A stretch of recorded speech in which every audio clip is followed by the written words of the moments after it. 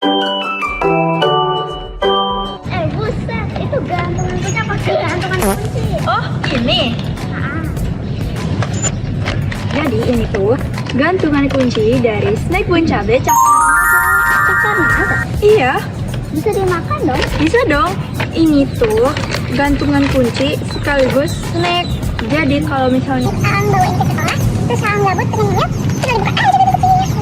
Jadi Aang dapat makan pedas ya? Jadi kakak dong yang makan. Iya. Tuh lihat. Nah, udah. pedas, terus bentuknya itu cakar naga, bener. Enak tahu. Pedasnya nampol. Itu nggak yang pedas ngejelogok gitu loh. Oh, tadi makanya.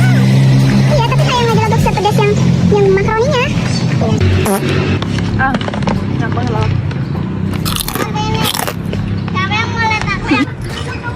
Buset. Seru banget kan? Bantuin.